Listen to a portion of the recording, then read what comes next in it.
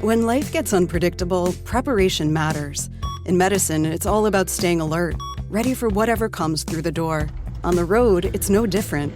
That's why Volvo designs vehicles to help anticipate risk, reduce harm, and protect lives. The Volvo XC90's advanced safety systems inspire confident decisions wherever the road takes you. The Volvo XC90, for life. Proud sponsor of the Pit Podcast. Learn more at volvocars.ca/safety. Death toll now stands at 10. Fire has destroyed entire neighborhoods through Los Angeles County. We head now to Hollywood, where we find Laura Feiner, Montrealer, who now lives in Hollywood and has been going through this nightmare over the last 4 days. Laura, thank you so much for joining us on the show. Thank you for having me. I guess I should ask you now, actually, where are you right now? I don't know. Are you near your home? Where have you had to go over the last few days? Yeah, actually, I stayed home. I ended up packing up my dog and my 2 cats and my husband and whatever we could grab.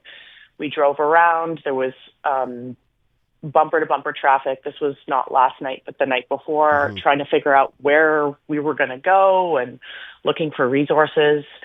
And after a couple hours or so, our neighbor informed us that the fire that was close to us in the Hollywood Hills had been fairly contained, so it was probably safe to come back. But a lot of people in my building are still gone and have fled the building. So, yeah, it's pretty scary. Yeah, sorry, continue. Yeah, just I'm back home. So we came back home the same night. So, but how on edge are you that at any moment things could change? Because it certainly seems over the last few days that it has been, things are fine in this area, and then all of a sudden they're not. How does that feel, and are you ready to go at a moment's notice?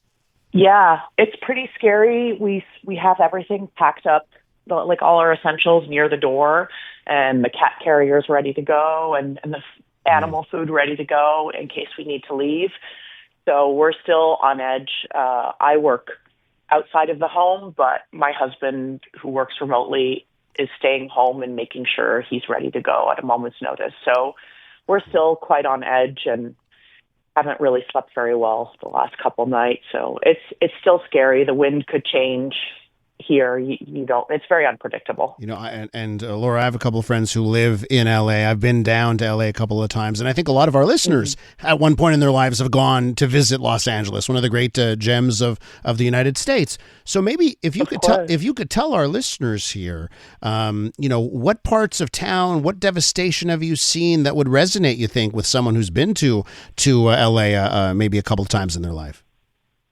Right. Well, the fire that was close to me was in the Hollywood Hills and Runyon Canyon. And Runyon Canyon is a really popular hiking destination. And every time you get to the top, there's somebody taking a selfie, probably for Instagram. So you can see celebrities like working out and hiking there. It's a really popular destination if you're staying in the Hollywood area.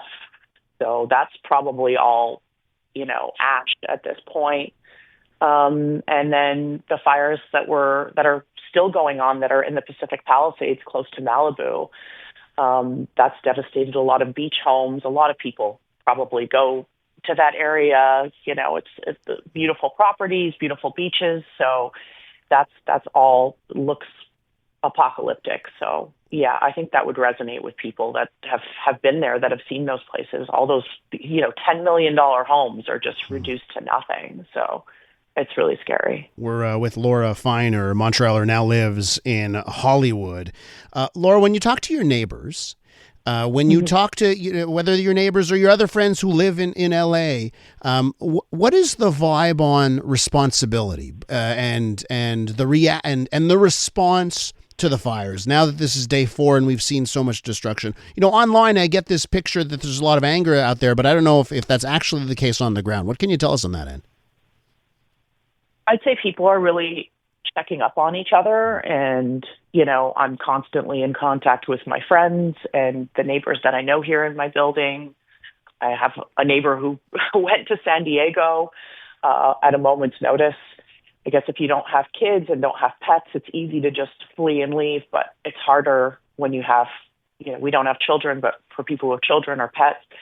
But I think people are really, I see people putting out resources all over social media, people reaching out to each other. So there is a general feeling of people just checking in on each other and offering each other resources. And do you think it's been handled well? In natural disasters, we see them all over the place. It's tough to deal with something like that, but do you feel the response has been adequate? I think so. I mean, with the wind here, it is so hard to predict how the fire is going to go, and it moves so quickly. But I think from what I've seen, they are doing their best and also using outside resources. I think I read somewhere that there were a couple firefighters, even from Montreal or somewhere in Quebec, that are out here helping. So I think they're using all the resources they can, and I think they're dealing with it the best way they can. Yeah, there are a couple of those water bombers that have come from Quebec, and unfortunately, there's one of those bombers. Quebec 1 is the name of this super scooper, as they call it, was hit by a drone.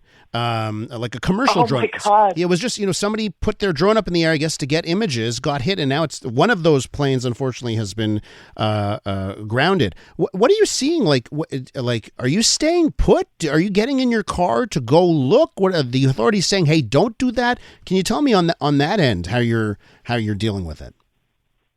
Right. I'm not gonna go look and be a looky-loo. I'm just kind of.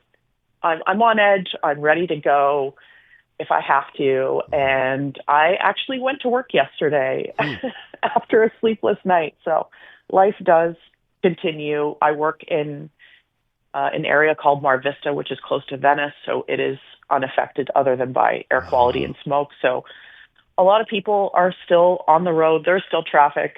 People are living their lives. But no, I'm not going to go out there and look at the disaster that doesn't sound too kind to people who are affected. And I guess that is important to note that, we're seeing all this devastation. And I guess whether you look at a video that you see on television or on social media, you see devastation of a certain block or a certain neighborhood.